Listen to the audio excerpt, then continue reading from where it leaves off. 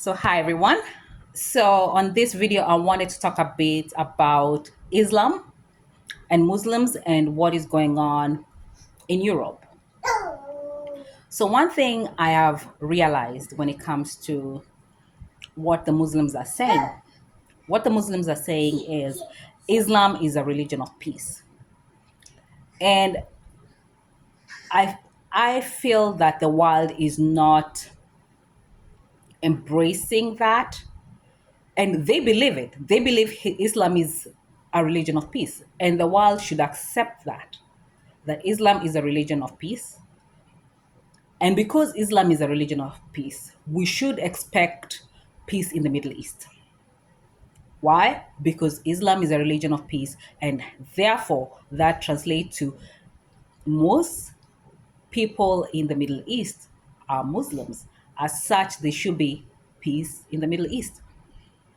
And the world, and this is something the world needs to accept and put it upon Muslims to work on the peace and the conflict resolution in the Middle East. That's basically the at the surface of it. So that's my toddler. He's always around when I'm shooting these videos. So what I'm saying is the world needs to accept that Islam is a religion of peace, and as such, the world should demand that the Islamic community participates in conflict resolution in the Middle East. So that is point number one. Point number two is when it comes to some of the counter arguments about Islam, some people are saying that when it comes to some of these attacks, it's not Islam, it's the people. It's not the religion, it's the people. So this is a similar argument with guns and weapons. People say it's not the gun, it's the person holding the gun. So it's the same thing. They say the same argument that is being made with Islam. It's not the religion, it's the people who are joining the religion or a part of the religion that are causing all this mayhem and havoc. And basically, when you start saying it's the people, you open the door to politicians. You're inviting in politicians, legislatures to come in and create policy and laws to to govern the people and to help bring order in society. And so what they're saying about that is there is the Sharia law. So this is where the Sharia law comes in, is we do have laws in the Islamic community, and those laws are the Sharia laws. And the question becomes now, okay, this is nice and lovely. You have already laws in place. But the places where you're living, they have laws in place also to govern those societies. For example, in the UK, the UK has its laws as a country. So what do you do with those laws? Since you have your laws, the Sharia, that you want to include as part of the day-to-day culture and society and way of life. And this is where now it becomes an issue now, because the people in the UK, of course, who are not Muslims, are saying we can't practice Sharia. We are not Muslims, and even if we join the Islamic religion, we don't want to do Sharia, the Sharia law, and already there are laws over there already. So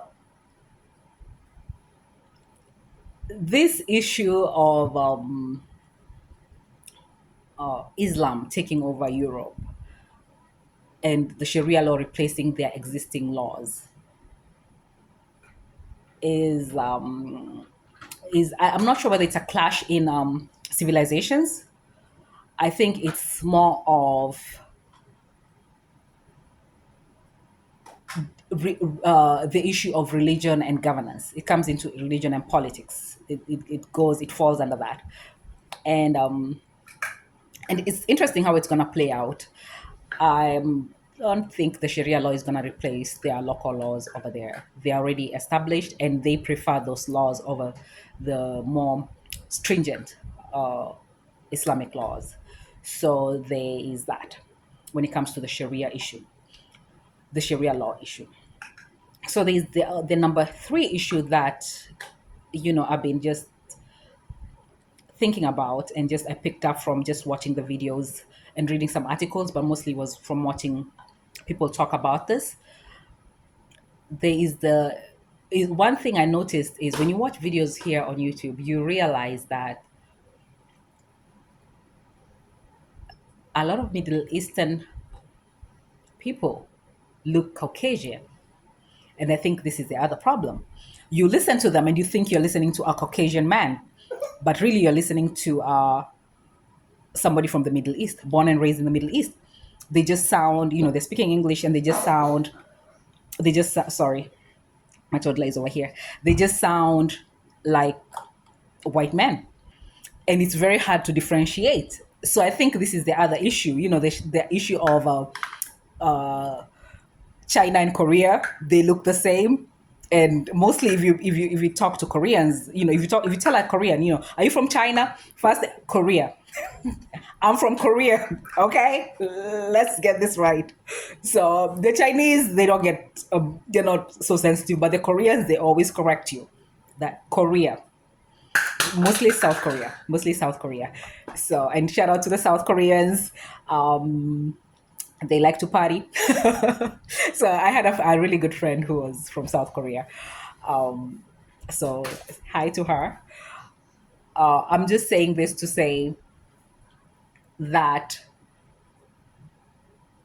yeah, that one is a problem. It's a problem for, and that's why the some of the British people were coming out with the we are English.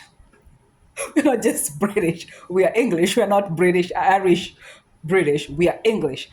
So part of the reason why I believe they were doing that was to distinguish themselves very specifically because of the fact that there are very many Middle Eastern people who they're Middle Eastern. They're not of Caucasian origin. So yeah, so that one I don't know what they're gonna do. They could do and that's why the Korea move. I'm Korean, not Chinese, and vice versa. They could always do that. So yeah, they do have an issue there of people distinguishing when they look at there are people who are very visual. There are people who are very visual. It's very hard to convince them. It will be very hard to convince them that that person is not Caucasian when they look at this person is Middle Eastern, but they look at this person and they're like, no, he looks white. He looks like a Caucasian. It's gonna be very hard to convince some people. So there is an issue there, and not just for the British, for the whole of Europe, because I'm like I couldn't tell if these people didn't say their names, because that's one way of telling somebody's from Middle East is their names. That's how they favor each other in terms of looks. If they didn't say their names and they didn't talk about their origin, you would never know. You would just be watching them and you just think, I'm just watching a Caucasian man talking about this stuff, a Caucasian woman who just joined Islam. That's what you would think. But in reality, this is not a Caucasian man. This is not a Caucasian woman. These are Middle Eastern people who are they're able to pass as white people. So yeah, it's an issue.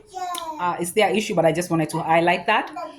And I'm gonna end this here, and I'll see you in my next one. Thank you.